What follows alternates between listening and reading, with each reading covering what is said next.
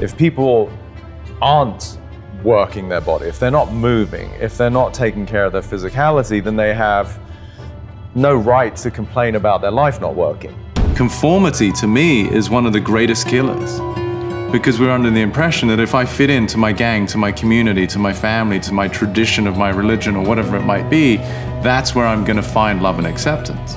Let's take one that's very common for people, like I'm not enough somehow, right? Like I'm not young enough, I'm not fast enough, I'm not pretty enough, I'm not thin enough, I'm not wealthy enough, whatever it is, I'm not good enough.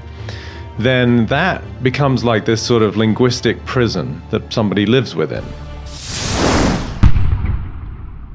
Need motivation? Watch Top 10 with Believe Nation. Top 10, I got a top 10. Got my motivation high for my top 10. Gotta learn from the wise women and men. All my life, like 9 to 9. For my top 10, top 10, 9 to 9. This one's for my top 10. Hey, it's Evan Carmichael, and I make these videos because you are probably the most ambitious person in your circle, but you know you're capable of more. And you get that push by surrounding yourself with the best. So today, let's learn from one of the best, Peter Crone, and my take on his top 10 rules to success. Enjoy. Okay, let's kick it off with rule number 1. Take care of your body. If you're not taking care of your physicality, you've missed a very important memo from the universe, right? Good point. So I think it's one of those non-negotiables in terms of having an extraordinary life. I mean, it may sound a little harsh, but I'm like, if people aren't working their body, if they're not moving, if they're not taking care of their physicality, then they have no right to complain about their life not working, right? It's like, if you went up to someone and they're like, well, I want to realize my potential, I want to have more money, I want to have a better relationship, blah, blah, blah, all of the things that humans assert they want. But if they're not sleeping, right, you'd say, well, how's that working for you? I would put moving and taking care of your body right next to that. Like it's as I said, it's a non-negotiable. Rule number 2, change the relationship with yourself. If I live within my mind in a place of inadequacy, let's take one that's very common for people, like I'm not enough somehow, right? Like I'm not young enough, I'm not fast enough, I'm not pretty enough, I'm not thin enough, I'm not wealthy enough, whatever it is, I'm not good enough. Then that becomes like this sort of linguistic prison that somebody lives within. Now that is going to create frustration, dis-ease, the absence of ease, and then that cascades into the physicality. So the subtle level is the mind, and then that manifests in the body. So now when somebody says, I am a disease, like I am depressed, like it's inaccurate. It's I know that's how they feel, but it's not who they are. And so I like to create separation so that you can sort of disentangle yourself from these deeper seated beliefs of inadequacy, insecurity, and scarcity. So that's where, for me, most people are doing everything they can to obviously have a vital life, to be well, to be healthy. I mean, I was just at a biohacking conference, and the technology now that's out there to improve ourselves physically, it's really inspiring. But if you don't change the relationship you have with yourself and your subconscious and your mind, it's all for naught as far as I'm concerned. Like at best, you're going to get transitory relief. Or as I tell my clients, like, you're basically becoming the best version of your limited self. Rule number 3, appreciate your uniqueness. Conformity to me is one of the greatest killers, because we're under the impression that if I fit into my gang, to my community, to my family, to my tradition of my religion or whatever it might be, that's where I'm going to find love and acceptance. But to me, it's quite the antithesis of the truth, which is no, you are a unique expression of life. No one is like you. And true love is to honor that, to really nurture that. Because in ways that perhaps people don't understand, we are each a unique offering to the whole. But as soon as we try to become like the whole, we now lose that sense of unique contribution. And that to me is the real awakening to our inherent value that's inherent, not based on our bank account or our status on social media, but by simple virtue of the fact that you are literally 1 in 8 billion. The process of spiritual evolution that is available to us as human beings is to chip away everything that is not us. Being human is the opportunity to truly tap into something that is so powerful in understanding the real nature of life. That is the gift. That is why honoring all beings and having this sense of reverence for life itself is the access to an experience of being human that to me can't be surpassed. Rule number 4, change your perspective. I really recognize the power of going deeper, which is instead of just transforming somebody's sort of meat suit, transform who they are. What's their idea of themselves? That was what really then just lit a fire under my butt. Because I can remember I was a ski instructor for a minute too. And I had these two guys, it's such a powerful memory, who had the same experience skiing. They were, just beyond beginner, sort of intermediate. They had about the same athleticism in terms of their size, and they were about the same age. But I can remember one coming down, it wasn't like a crazy slope, it wasn't like a double black or anything like that, but he was so apprehensive. But the other guy just kind of went for it, more like a child. Like he wasn't concerned about what could happen. So at that point, as I was, got nothing to do with their resources, right? Their equipment, their experience. It had everything to do with how the future occurred to them. It was all about mindset. And that really was one of those moments where I realized that the thing that's really driving everybody's life is your perspective. And so I was like, wow, if I could help people shift perspective, that then completely shifts their life. Versus most people are trying to change the circumstances of their life. Right, trying to change the mountain. Yeah, which is exhausting, futile, and at the end of the day, it's a perpetual sort of journey that never gets fulfilled, right? Because it's sort of, there's always something else to fix. But for me, where I got to is that point where I realized there was nothing external that was really the source of, the author of my experience. It was all how I was relating to it. It was all in the way that I interacted with life that created my experience. Also, if you want to have more self-belief and more self-confidence, I have designed a free training program just for you, where every day for the next 254 days, I'll send you an email with an unlisted video to help you boost your confidence. The science says it can take up to 254 days of consecutive action to build a habit. And so I want you to build the habit of self-belief and self-confidence. It's 100% free. The link to join is in the description below. My very first thing I do when I wake up in the morning is I want to get my head right. I do this thing called priming. You have to go build self-confidence. You were up and dressed and ready to go before your parents were up. You know why? Because you knew something unexpected was going to happen. That's how we should live our lives. Waking up with the understanding to expect the unexpected. Rule number 5, overcome limitations. The degree to which we're open and available to the miracle that life is the degree that we seem to tap into those things that a lot of other people might think is unbelievable. It's the whole Roger Bannister story. The first human to break the 4-minute mile, at least that was recorded. Prior to that, all the experts, the biomechanic experts, the doctors were saying, no, the human body couldn't withstand that kind of stress and pressure to run fast enough to break a 4-minute mile. So there was this perceived limitation. But then once Roger Bannister did it, I think that very same year, like another 50, 60 athletes did it. And then the next year it was 200-300 people did it. And now you've got kids in high school doing it. Seeing somebody overcome adversity, to me, is one of the greatest forms of inspiration for humanity. Beyond freedom, we want to start getting into the realm of creation, which is I'm consciously creating a future that I'm committed to, that I'm stepping into. So one of the golfers that I worked with, he was getting this progressively improved success. And then he sort of had this pivotal moment where he sent me a text. He said, I just got it. He said, it just comes down to whoever's got the greatest imagination. And I think that's where we see so much joy and possibility through the eyes of a child, because they don't have the accumulated sense of resignation through disappointment. For athletes, if you look at any sport, it's usually preceded by the word play.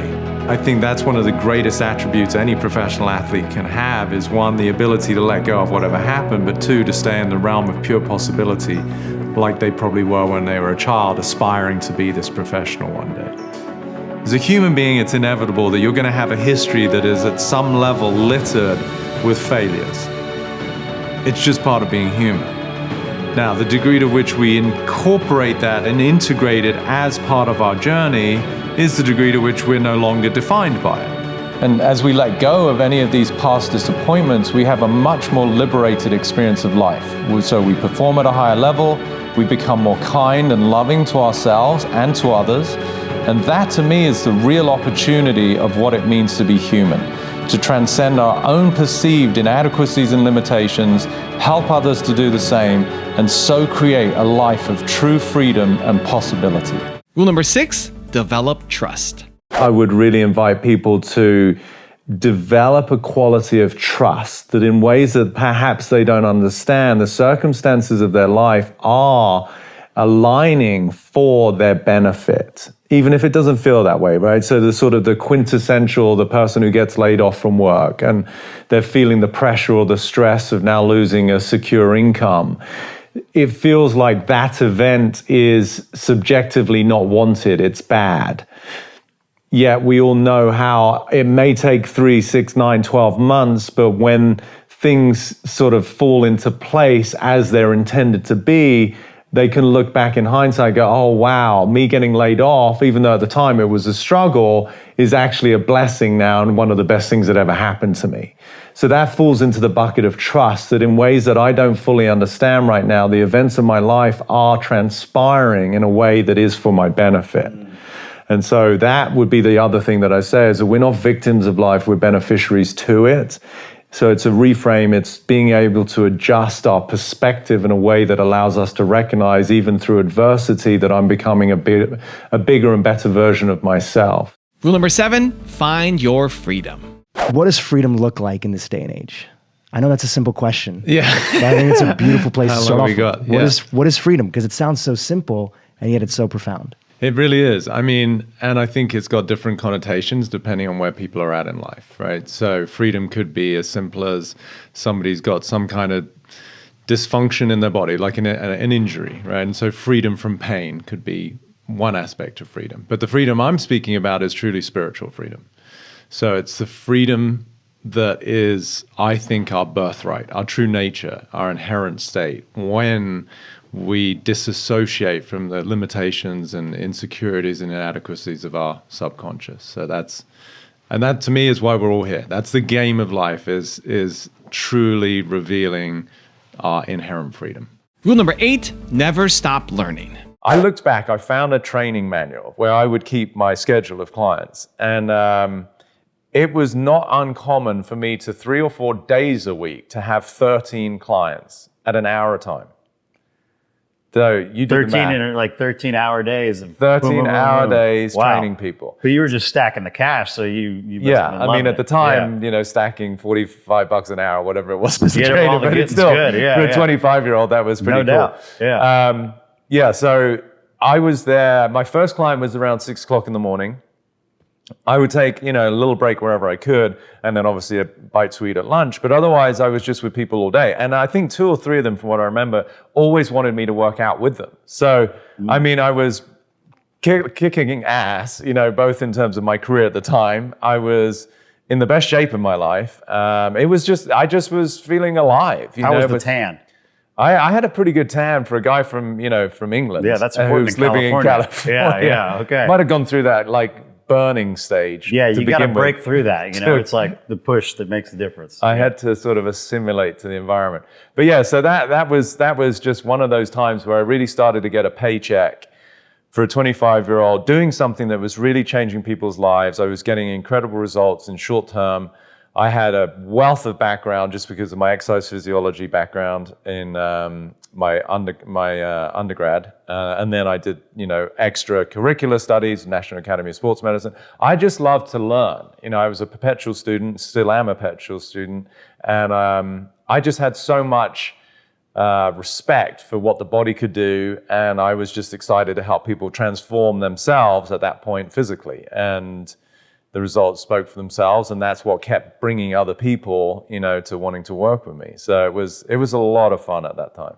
Rule number 9, be comfortable with uncertainty. There was a distinct moment where I was in a relationship that sort of, as often they do, fell apart, but it was pivotal for me to sort of go into this state of suffering, which then revealed some of the deeper constraints that I had developed over time, really associated to my parents passing. What were they, if you don't mind me asking? No, not at all. It was around the big one was around the fear of loss. So Abandonment? Abandonment, you could say, was sort of like the psychiatrist's way of labeling it. But really, as human beings, we have I would assert, like an inbuilt fear of losing stuff that we perceive as valuable. Yes. So, obviously my parents being the archetypes of security and nourishment and care and love and those going, there was a distinct feeling of a loss, right? Especially at that age. I can't even think.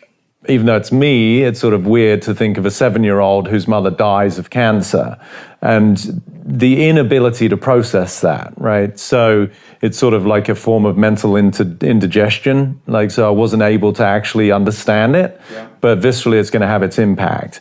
So when I met this one girl who at the time, as I understood love, which really wasn't love, as I've subsequently now understood it, it was more that puppy romantic love. When she decided that she had to go, which was, as far as I'm concerned, life setting me up for awakening, I went back into that fear of loss, right? And so that became the catalyst for my mind to sort of unravel at the time, not in an attractive way. I wasn't sleeping. I was calling everybody under the sun to find out how do I get this girl back, desperate men doing desperate things. Not that I was doing anything nuts, but I was just, I was sad. I missed her. So, but that led to this sort of big epiphany of me realizing that the very structure and nature of life is uncertainty. And as a human being, we have a component of us that's always trying to find certainty in uncertainty. And it just struck me at what a complete waste of time that was. Because if the nature of life is uncertainty, it doesn't matter how much I try and figure it out. All I'm going to do is get exhausted and still not know. Yep. So at that moment, it was literally like my levitation moment, my moksha, my awakening, my enlightenment, where I really realized that life is the unknown. And for the first time ever in my life, I was totally comfortable with that. And rule number 10, the last one before a very special bonus clip, is stop misidentifying. So we think we're this meat suit. And at an even more seductive level, we think that we're the thoughts that we have, right? So if somebody says, I'm overweight, it's a very simple expression, but it's, in my world, completely inaccurate, right? Because that would be like me sitting in my car and going, I'm a Range Rover. Right? It doesn't even make sense, right? So when we become misidentified with our body and our mind, then we're losing the essence of who we are. So for me, I break it down as we're human beings. The human is the equipment, mind and body. So this interface, how we interact with each other in life. But the being is our essence, our soul, our spirit, consciousness, whatever word you want to use. So really, we use the equipment of the mind and body to have an experience, which is, for me, about awakening. And so the equipment, when we become associated with this as though that's who I am, then I'm not going to be free. Now I'm in a game of just constantly trying to fix and perfect the equipment. Now I've got a special bonus clip that I think you're gonna enjoy, but before that, it's time for the question of the day. I wanna know, what was your single biggest takeaway from this video and your plan of action for the next week? When you watch something and get motivated and just get inspired, you have a 35% chance of actually following through. But when you get motivated and then you actually create an action plan for what you're gonna do, you increase it from 35% to 91% chance of you actually following through. And when you share your plan publicly, that jumps to 95% chance of following through. So I want that for you. I want to know your single biggest takeaway from this video and your plan of action for the next week. Put it down in the comments below so I can celebrate you. Every aspect of life is unique, and for that reason it warrants reverence. When we look at life from a much bigger perspective and we recognize that everything is part of the whole, then that to me is something that warrants honoring. There is something that is just so innately miraculous about looking at a newborn baby. And even though the baby isn't really contributing anything to the household, like they're not, paying rent, they don't have a job, they're not mowing the lawn, but there is this reverence for life because of the pure possibility that now is available to that human being. People don't treat themselves with the same reverence that was once afforded them when they first arrived on the planet. Something was said, something was witnessed that made us think as a human being that now I have to do something beyond what I was previously doing. I have to act and behave in a way that now is new to me in order to keep getting the love and acceptance that as a human being we crave. And from that moment, which is usually a very young age, we start to redefine who we are and we start to manipulate our behavior, because now we have this incessant desire to be loved and accepted, because fundamentally we don't feel we are just by being who we are. And that to me starts the journey of suffering for a human being. So people will turn to substances. It might start with like alcohol. It could then lead into pot smoking, prescribed drugs, heavier drugs. And so currently human beings are sort of designed to look at themselves through this self-deprecating perspective that who I am fundamentally is somehow not enough. And at some point in the evolution of a human being, in the arc of their life, there's a distinct moment where you suddenly feel for the first time that just being me is no longer enough.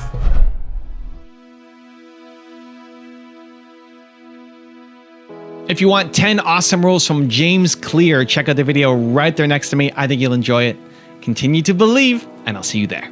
People have heard things like this before. Start small, small steps, whatever. But even when you know you should start small, it's still really easy to start too big. So, say you want to get in shape and you're like, all right, I want to run